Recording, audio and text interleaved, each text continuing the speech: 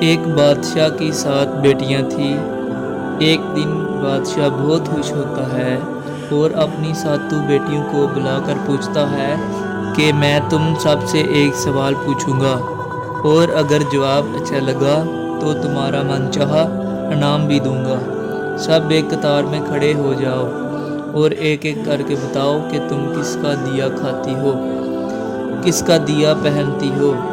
7 میں سے 6 بیٹیوں نے کہا ابا حضور آپ کا دیا کھاتے ہیں اور آپ کا دیا پہنتے ہیں، آپ ہی کی وجہ سے ہماری یہ شان و شوکت ہے۔ یہ سن کر بادشاہ بہت خوش ہوا اور سب کو اس کی من پسند چیز دے دی۔ جب اس سے سب سے چھوٹی بیٹی کی باری آئی تو اس نے کہا کہ میں اللہ کا دیا کھاتی ہوں اور اپنی قسمت کا پہنتی ہوں اور یہ میرا نصیب ہے۔ بادشاہ یہ سنتے ہی آگ بگولا ہو گیا اور کہنے لگا اے کم بخت، تو نے میری ناشکری کی ہے، تجھے اس کی سزا ضرور ملے گی۔ شہزادی نے کہا جو حکم ابا حضور۔ بادشاہ نے سپاہیوں کو حکم دیا کہ جاؤ اسے جنگل میں چھوڑ آؤ، میں بھی دیکھوں کہ یہ میرے بغیر کیسے اللہ کا دیا کھاتی ہے اور اپنے نصیب کا پہنتی ہے۔ شہزادی سے تمام زیورات واپس لے لیے گئے اور خستہ حال کپڑوں میں بغیر کسی ساز و سامان کے بادشاہ کے حکم کے مطابق جنگل میں تنہا چھوڑ دیا گیا۔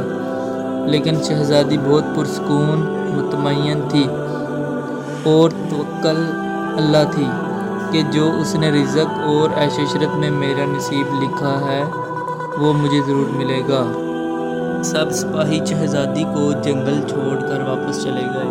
شہزادی جنگل کو دیکھنے لگی، چاروں طرف درخت ہی درخت تھے اور دوپہر سے شام ہونے والی تھی کہ شہزادی نے سوچا کیوں نہ کچھ لکڑیاں جمع کر لی جائیں تاکہ رات کو آگ جلاؤں، پھر کوئی جنگلی جانور پاس نہیں آئے گا اور رات بھی گزر جائے گی۔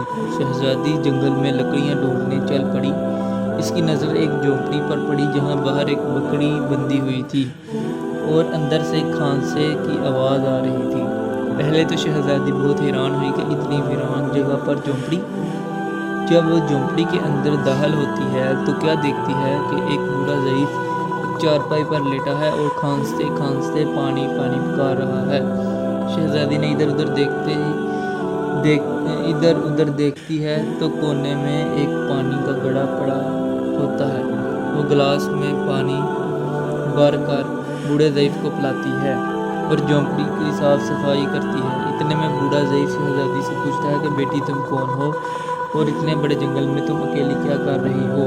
تب شہزادی اسے بتاتی ہے کہ وہ یہاں تک کیسے پہنچی۔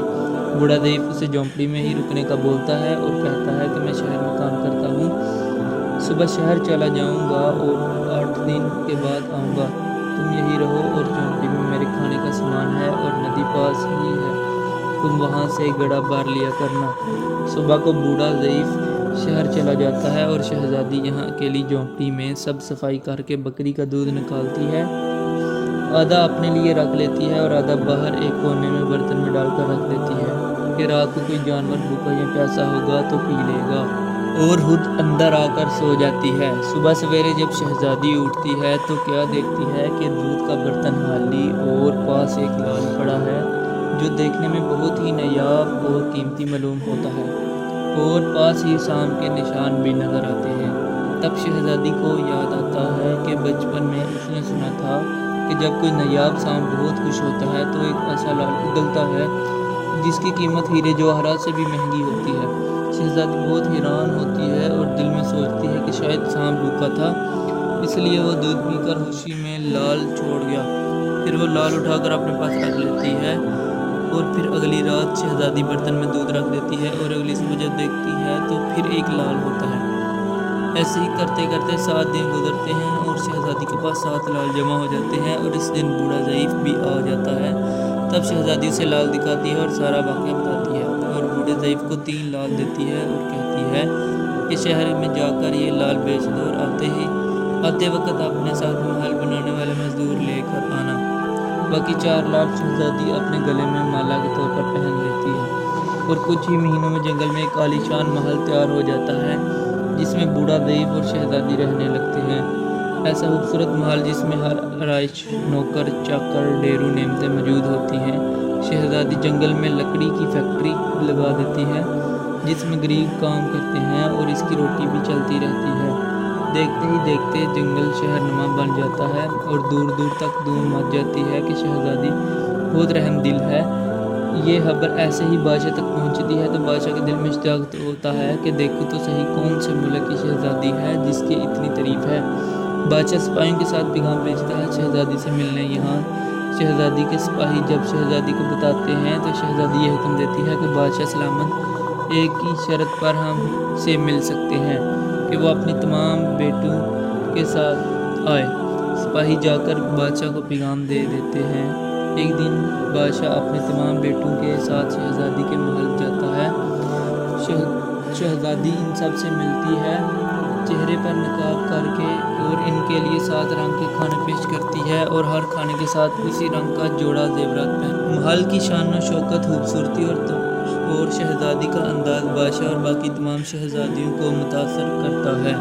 और आखिर में बादशाह शहज़ादी से कह ही देता है कि तुम मेरी बेटी की जगह पर हो और मैं भी तुम्हारे कहने पर अपनी तमाम बेटियों के साथ आया हूँ। फिर हमसे ये पर्दा किस लिए? बहुत असरार पर शहज़ादी कहती है ठीक है, मैं तैयार होकर आती हूँ। सब शहज़ादियाँ आपस में सरगोशी करने लगती हैं कि इतनी तो तैयार है, इतने महंगे ज़ेवरात पहने हैं, अब और कितना तैयार होकर आएगी। इतने में क्या देखती है कि दूर से एक खस्ता हाल कपड़ों में कोई आ रहा है और गौर करने पर बादशाह को याद आता है कि